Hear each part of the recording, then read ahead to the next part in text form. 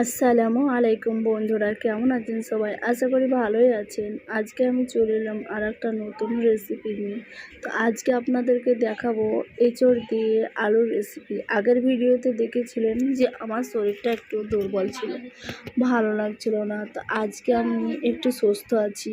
আমার শরীরটা খুবই দুর্বল ছিল, ভালোই লাগছিল না কিছু করতে, কিন্তু ওষুধগুলো খেয়ে আর তোমাদের ভালোবাসায় আর তোমাদের দোয়ায় আল্লাহ আমাকে ভালো রেখেছে, সেই জন্য আমি আজকে পুরোপুরি সুস্থ হয়ে আছি। সুস্থ হওয়ার পরে আমি এই ভিডিও বানাচ্ছি। আর তোমাদেরকে ভিডিও না দিলে তোমরা বলবে দিদি ভাই একটা ভিডিও দাও না, অনেক দিন হয়ে গেল, সেই জন্য আমি ভিডিও দিচ্ছি। তো আজকে আমি এঁচড় দিয়ে আলুর রেসিপি বানাবো। তো আমি হাতের মধ্যে সরিষার তেল নিয়ে নেব। তেলটা নেওয়ার কারণ হচ্ছে এঁচড়ের মধ্যে যে আঠাটা লেগে থাকে সেটা আমার হাতে চিপকে যাবে না। তো সেই জন্য আমি তেল নিয়ে নেব। তেলটা নেওয়া হয়ে গেলে আমি ওই এঁচোড়টা ছোট ছোট করে পিস বানিয়ে নেব। তো আলু যেরকম পিস বানাবো এঁচোড়ে সেই রকমই পিস বানাবো। তো ছোট ছোট করে কেটে নেওয়া হয়ে গেল। আমি ওটাকে ভালোভাবে হলুদ দিয়ে তেল দিয়ে ধুয়ে নেব, যাতে ওটা কালো না হয়ে যায়। তারপরে আমি একটা শুকনো পাত্রে রেখে দেবো। তারপরে যে কড়াইয়ে তেল থাকবে ওই কড়াইয়ের মধ্যে আমি এঁচোড়টাকে ভেজে নেব, উল্টে পাল্টে নেড়ে চেড়ে। ভাজা হয়ে গেলে তার মধ্যে দিয়ে দেবো আলুটা ভাজা হয়ে গেলে তার সেই তেলের মধ্যেই আমি দিয়ে দেবো সোয়াবিন বড়িটাও ভাজা হয়ে গেলে ওর মধ্যে দিয়ে দেবো বাদামগুলোও ভেজে নেব। আমি এই রেসিপিটা করছি, এই রেসিপিটা যদি তোমাদের নতুন মনে হয় তো তোমরা এটা অবশ্যই একবার ট্রাই করবে আমার মতো বানানোর।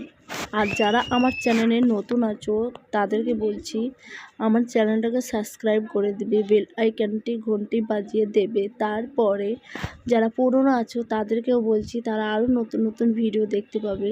আর আমার জন্য দোয়া করবে যেন আমি ভালো থাকি, তবে ভালোভাবে একটা করে ভিডিও দিতে পারবো। আমাকে একটা দিদিভাই বলেছে যে তোমার শরীরটা খারাপ ছিল, আমি তাকে রিপ্লাই দিতে পারিনি, কিন্তু এখন বলছি হ্যাঁ দিদিভাই আমি সত্যি আমার শরীরটা খারাপ ছিল, তোমরা তো দেখলে ভিডিওতে। তো আজ আমি পুরোপুরি ঠিক আছি তোমাদের দোয়াতে, তো সেই জন্য আমি রান্না করতে পারছি।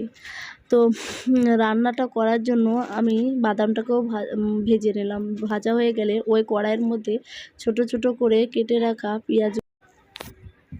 পেঁয়াজ আর টমেটো এবং একটু লবণ ভালোভাবে ওটাকে নেড়ে চেড়ে নরম করে নেব। নরম না হলে ওটা ভালো লাগবে না। তারপরে আমি ওতে মশলা হলুদ গুঁড়ো, জিরে গুঁড়ো, লঙ্কার গুঁড়ো, কাশ্মীরি লঙ্কার গুঁড়ো যা যা লাগে সব দিয়ে দেবো। সামান্য একটুকু জল দিয়ে আমি ওটাকে আর একবার কষে নেব। কষা হয়ে গেলে আমি ব্লেন্ডারের সাহায্যে ওই বাদামগুলো, পেঁয়াজ মানে যা যা আছে সব কিছুই দিয়ে দেবো ব্লেন্ডারে ব্লেন্ড করার জন্য। তো এখানে পেঁয়াজ দিয়ে দেবো, বাদাম দেবো, টমেটো দিলাম, তারপরে দিলাম একটুকু জিরে মানে কাঁচা জিরে আর কাঁচা জিরে না দিলে এর স্বাদটাই আসে না, সেই জন্য কাঁচা লঙ্কা কাঁচা জিরে দিতেই হবে। দেওয়া হয়ে গেছে। আমি তো এক হাতে ভিডিও করছি, আমার তো আর ভিডিও করার ওটা একটু খারাপ হয়ে গেছে, সেই জন্য হাতে করেই ভিডিও করছি, কেউ ধরার নেই। তো সেই জন্য নিজেকেই করতে হয়, খুব কষ্ট হয় ভিডিও করতে, তারপরে আবার এডিট করতে আমার সময়টা অনেকটাই চলে যায়। তবু আমি যে যে যতটুকু সময় পাই ততটুকুই করি। তারপরে আমার হয়ে গেল, এর মধ্যে এবার ভালোভাবে কষে নেব। তারপরে ওই কষা হয়ে গেলে আমি ওর মধ্যে দিয়ে দেবো আমার ব্লেন্ড করা সেই মশলাটা। দেওয়া হয়ে গেছে। তারপর ওটা আরেকবার তুলে দেখব যে ওটা মানে একটু বারবার দেখতে হবে 2 মিনিট 1 মিনিট পর পর যে কেমন হয়েছে। তোমরা নিজে বুঝতে পারবে যে তেল তেল হয়ে যদি থাকে তবে ওইগুলো মানে এঁচড়, সয়াবিন বড়ি, আলু এগুলো ফেলে দেবে। আর যদি তেল তেল না হয়ে থাকে, একটু পানি পানি হয়ে থাকে, তো একটুকু ভালোভাবে নেড়ে চেড়ে কষতে হবে।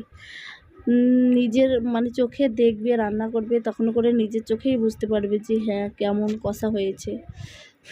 তো আমার কষা হয়ে গেল ওটা মানে সব কিছু মিক্স করে।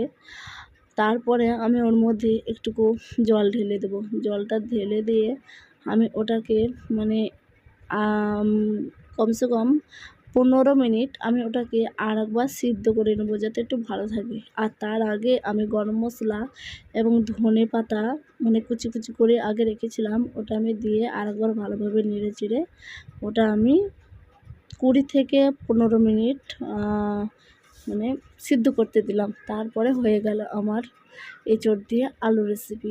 এঁচোড় দিয়ে আলু রেসিপিটা তোমাদেরকে সত্যি যদি ভালো লেগে থাকে তো অবশ্যই একটা কমেন্ট করে বলবে যে হ্যাঁ দিদিভাই, আমাদেরকে ভিডিওটা খুব ভালো লাগলো, তুমি আরেকটা নতুন নতুন ভিডিও বানিয়ে আমাদেরকে দাও। ঠিক আছে, আমি আবার চলে আসছি পরের নেক্সট ব্লগে। ওকে, বাই বাই, টাটা, ভালো থেকো সবাই।